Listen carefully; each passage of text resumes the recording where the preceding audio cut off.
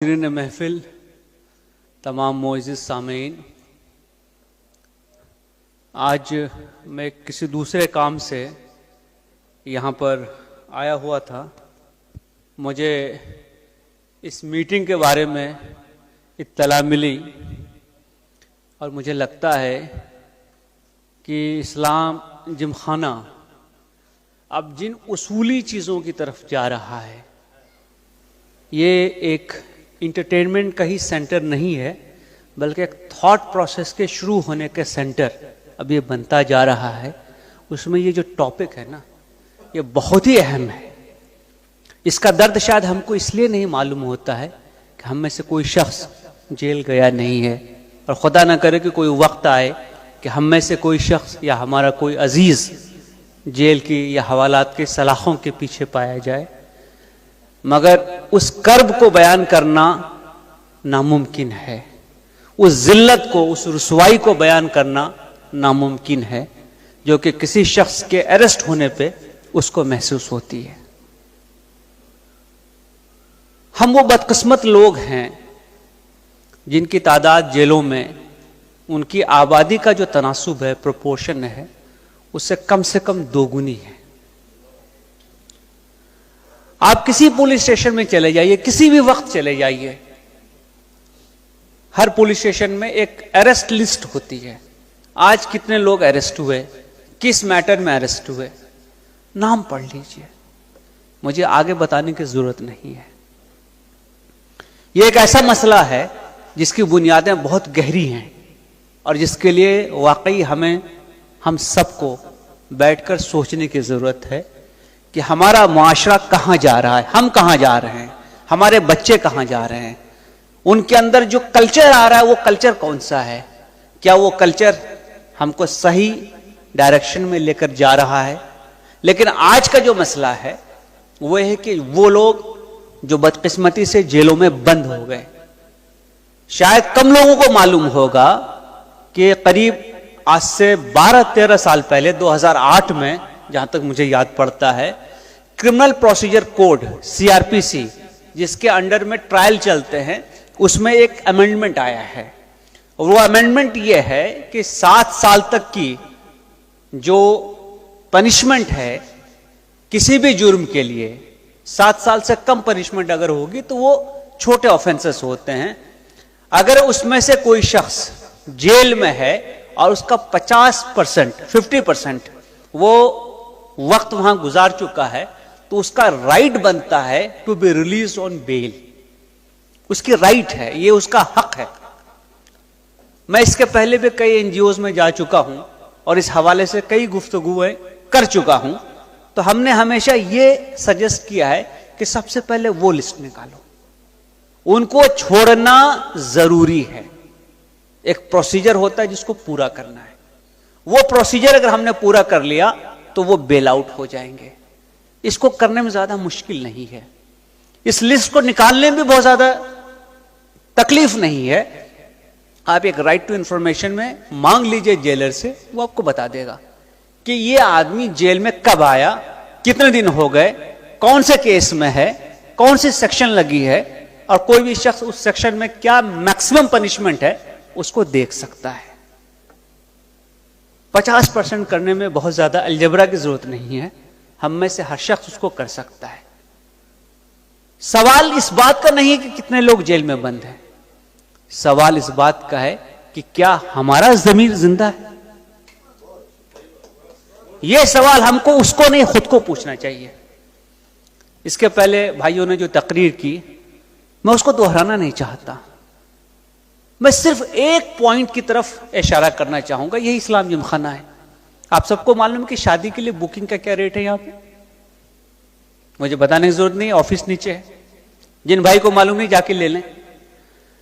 جو سجاوٹ ہم کرتے ہیں، جتنے لوگوں کو بلاتے ہیں، دعوت کرتے ہیں، جو کھانے کی پلیٹس ہوتی ہے، بیٹھ کر کے اس کا کیلکولیٹ کیجیے کیا کاسٹ ہے۔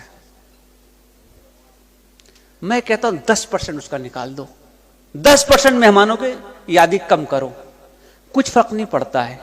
جو لاک ڈاؤن میں شادیاں ہوئی، کیا وہ ناکام ہو گئی ہیں؟ جس میں 20 لوگ گئے، 30 لوگ گئے، 50 لوگ گئے، کیا وہ لوگ خوش نہیں ہیں؟ وہ لوگ جو کورٹ میرج کرتے ہیں ان کی شادیاں نہیں چلتی ہیں. تو اتنا بڑا انتظام کرنا کیوں ضروری ہے؟ یہ سوال کیا ہم نے اپنے آپ کو پوچھا ہے؟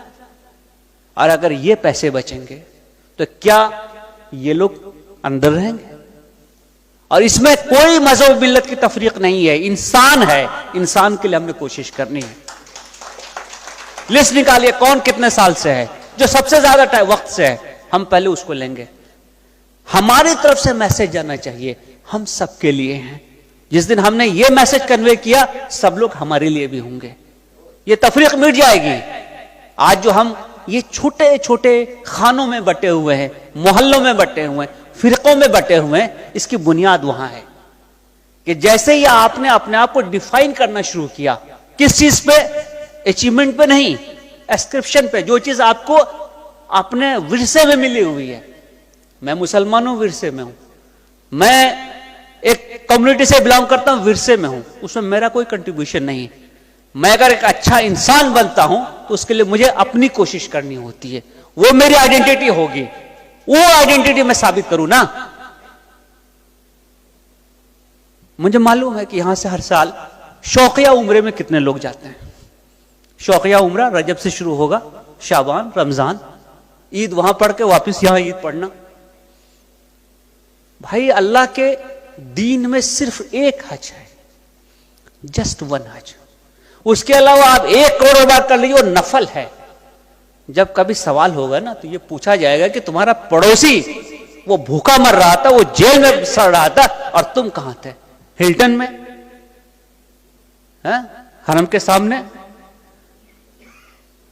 اوبرائے میں، مدینہ میں. کیا یہ ہمارا فریضہ ہے؟ ہم کو سوچنا چاہیے. دیکھیے ہمارے مذہب میں جس چیز کی سب سے زیادہ ضرورت ہے نا، آپ دیکھ لیجئے، فرض بہت آسان رکھا گیا ہے. 2 رکعت فجر کی، 4 ظہر، 4 عصر، 3 مغرب، 4 عشاء. فرض یہی ہے. بہت چھوٹی چھوٹی چیزوں کو فرض رکھا گیا ہے کیونکہ وہ سب سے ہو سکتا ہے. اس کے آگے جس چیز کے بارے میں اللہ نے قرآن میں سب سے زیادہ ذکر کیا ہے وہ انفاق ہے. اپنا مال اللہ کے راہ میں خرچ کرنا. کتنی صورتیں اس پہ ہیں انفاق پہ. حتیٰ کہ یہ کہا گیا کہ جس نے اللہ کے راہ میں اپنا مال خرچ کیا اس نے اللہ کو قرض دیا. قرآن نکال کے پڑھ لیجئے. یہ نہیں کہا گیا جس نے 50ویں بار عمرہ کیا وہ اسے اللہ کے راہ میں خرچ کیا ہے. یہ نہیں کہا گیا. یہ نہیں کہا گیا کہ اتنا بڑا افطار کا ارینجمنٹ کر دیا میں نے تو بہت اچھی بات کر دی. یہ کہا گیا کہیں پہ؟ یہ آدمی جس کو کھانا نہیں مل رہا ہے، یہ آدمی جو اپنے دوستوں سے، رشتہ داروں سے، ماں باپ سے دور ہے. اور مجھے بتانے کی ضرورت نہیں ہے کہ جیل کے اندر کا ماحول جا کر دیکھیے. جہاں 10 آدمی ہونے چاہیے 25 ہیں، اوور کراؤڈڈ ہیں. تو کیا ہمارا انسان کے طور پر یہ فرض نہیں بنتا ہے کہ ہم اس چیز کو پرائرٹی دیں، اس کے لیے کوشش کریں، اس کے لیے آواز اٹھائیں؟ اور میں آپ کو بتانا چاہوں گا کہ جس دن یہ آپ آواز اٹھائیں گے اس دن بہت سارے لوگ اس کارواں میں شامل ہو جائیں گے. ابھی یہاں پہ میں دیکھ رہا تھا کہ کون کون سے ٹرسٹ یا کون کون سے ایسوسیشن جڑی ہوئی ہیں. آپ کسی اور کام کے لیے ان لوگوں کو ساتھ لا کے دیکھ لیجئے. یہ جو لکھا ہوا ہے نا یہاں پہ، نہیں آئیں گے. یہ صرف اسی کام کے لیے آ سکتے ہیں کیونکہ یہاں انسان زیر بحث ہے. یہ انسان کا مسئلہ ہے، یہ ہم سب کا مسئلہ ہے. اسی لیے ہمیں کوشش کرنی چاہیے کہ ہم ان چیزوں کو مضبوط کریں، یہاں کنٹریبیوٹ کریں، یہاں ہیلپ کریں. یاد رکھیے کہ قرآن میں بار بار گردنیں چھوڑانے کے لیے کہا گیا ہے. آپ سے کوئی غلطی ہو جائے کیا کہا جاتا ہے؟ گردنیں چھوڑاؤ، آزاد کرو، غلام آزاد کرو. آج کے دور میں غلام کون ہے؟ یہ جیل کے اندر، یہ آج کے دور کا غلام ہے. یہ اپنی مدد خود نہیں کر سکتا ہے، یہ اپنی گردن نہیں چھوڑا سکتا ہے. اگر ہم نے کوشش کی تو اس میں سے جتنے لوگ نکل سکے، یہ میں سمجھتا ہوں کہ انسانیت کی سچی خدمت ہوگی. اور یہی ہم سب کا شعار ہونا چاہیے، طور طریقہ ہونا چاہیے. ہماری سوچ میں یہ بات آنی چاہیے. ہم میں سے جن لوگوں نے کیسز فیس کیے ہیں ان کو معلوم ہے کہ ایک کیس لڑنے میں کورٹ میں کیا حالت ہوتی ہے. ڈسٹرکٹ کورٹ ہو، ہائی کورٹ ہو، سپریم کورٹ ہو، ایک وکیل کے اپیرنس کی کاسٹ کتنی ہے؟ آپ یہ سوچئے کہ اس کے مقابلے میں اس کو چھوڑنا کتنا آسان ہے. اور یہ جو پیٹی کرائمز ہے نا، اس پیٹی کرائم میں آدمی اس لیے موجود وہاں پہ ہے کیونکہ وہ ڈاکومنٹ پروڈیوس نہیں کر سکتا ہے. بیل کا جو 10,000 روپیہ 15,000 روپیہ بھرنا ہے وہ نہیں بھر سکتا ہے، شیورٹی نہیں اس کے لیے، اس کے پاس کوئی جانکار آدمی نہیں ہے. ہو سکتا ہے یو پی کا آدمی ہو سکتا ہے بہار کا آدمی ہو، اڑیسہ کا آدمی ہو، یا کوئی اس کو جانتا نہیں ہے، اس کی شیورٹی کون دے گا؟ اس لیے یہ وقت آ چکا ہے کہ ہم ذرا اپنے آپ پہ جو اتنا توجہ دیتے ہیں نا، وہاں سے نظر ہٹا کے آس پاس نظر ڈالیں.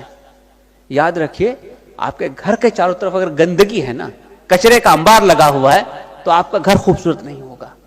سماج میں اگر یہ صورت ہے تو سماج خوبصورت نہیں ہوگا. سماج کو بہتر بنانا ہے، اپنے ماحول کو بہتر بنانا ہے، تو ہم کوشش کریں کہ یہ لوگ جو کہ اس راہ میں آگے بڑھے، یہ بہت بڑا ایثار کا تقاضا کرتا ہے، مدد کا تقاضا کرتا ہے. جو ہو سکے ہم کوشش کریں کہ مدد کریں، اور اپنے تئیں کم سے کم کچھ لوگوں کی تو گردنیں آزاد کریں. خدا جانے کل قیامت میں یہی ہمارے نجات کا ذریعہ ہو.